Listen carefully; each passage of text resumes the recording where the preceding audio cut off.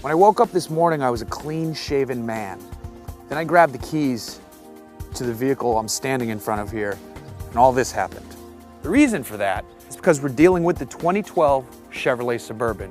Now, if I had to ask you a question and I said, what is the oldest nameplate in automotive history? You might say a bunch of things.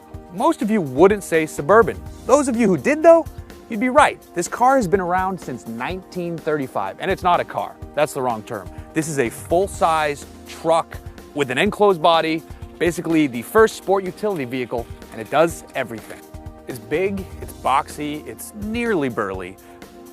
That's what you want out of a full-size SUV, basically a square on wheels. And this does incorporate a few nice little curves here and there, but there are a few touches on the outside that we don't love. This plastic chrome looks horrible. It's gonna flake, it's gonna look like junk after it hits some rocks if you decide to get it dirty. Why not just black it out, or why not just make it different, make it better? This has to go. We like the big headlights because on a big vehicle, you're gonna have to see down the road. That's gonna help you. Swinging around to the side, of course, you get the wheels. These are nice and simple, that's fine. You can get optional 20s or 22s on this car as well if you wanna dress it up even further. Big letters for a big vehicle. You know what you're driving. You've got the side step to get in and out. I don't need that because I'm 6'3", but some of you are shorter than me. Keep going, and it's a simple overall look. This is what you expect in a full-size SUV, and the Suburban delivers. A big vehicle demands a big engine, and in the 1500 Suburban, you get a 5.3-liter Vortec V8 engine. It's good for 320 horsepower and 335 pound-feet of torque. If you want to step up, there is a 2500 trim level Suburban. That gets you a 6-liter V8 with 352 horsepower and 382 pound-feet of torque. Either are available with rear-wheel drive or four-wheel drive, and they're paired with a 6-speed automatic transmission, though the 2500 gets a heavy-duty 6-speed automatic. The advantage of having such a mighty mill under the hood is that people who buy Suburbans don't just want to haul things and people inside the car, they want to haul things out behind it. These boys can tow.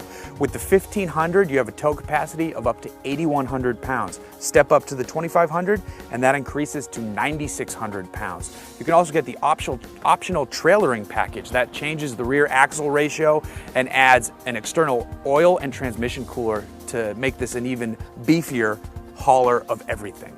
Speaking of hauling stuff, if you're not towing, you're gonna have stuff here in the back. This is a full-size SUV with 3 rows of seats. So that normally means in lesser vehicles that you're compromising trunk space.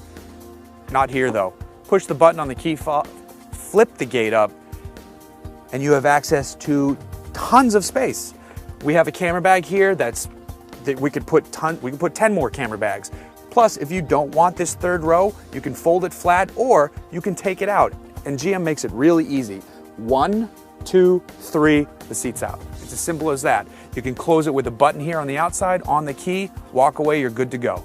Normally, when we take a look at these 3-row SUVs and crossovers, we point out the back seat and say, hey, it's got one. Back here in the Suburban though, there's actually room. On top of that, this vehicle is a premium vehicle, so it has an entertainment system. Normally that means the screen for the 2nd row passengers, but back here in the back, we've got our own screen as well. Now, I could have better legroom if there's no one sitting here and I really want to get luxurious by flipping this button. That makes it into a table. Hit it again, and I'm living in the lap of luxury back here, and I can choose which screen I want to watch it on, almost like I'm on an airplane.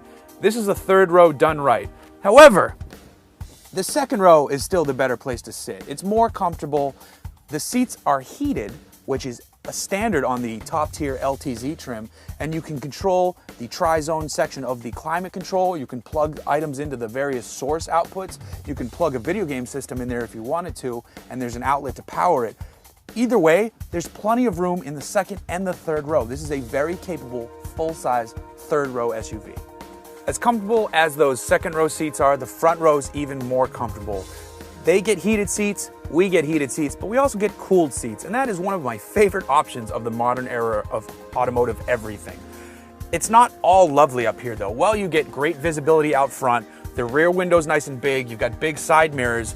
Inside, when you turn your attention inward, you start to realize that it's a bit cheap in here. Sure, it's got a nice touch screen, but the buttons are small and hard to read, which is almost opposite of what you're used to in a GM vehicle.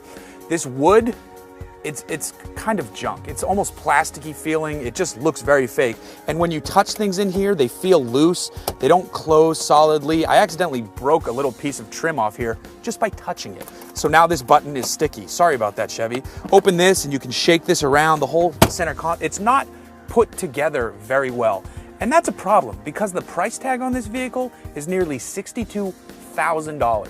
Base price is about $58,000. Of course, we're in a top trim LTZ that's spec'd to the max. Still though, for $62,000, we should be in Escalade levels of luxury. Actually, scratch that. We should be looking towards Mercedes, BMW, and all those guys. I realize this is a premium vehicle, but $62,000 is more than a premium price tag.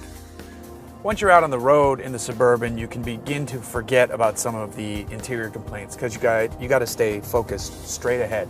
This is a big vehicle, and with that comes a big amount of attention, focus, and just keeping your eyes where they should be down the road because you're driving basically a house with a V8. That said, it doesn't drive exactly like a house. It actually drives more like a truck. Still, it's not a full-size heavy-duty pig on wheels, but it is big, so use caution when changing lanes.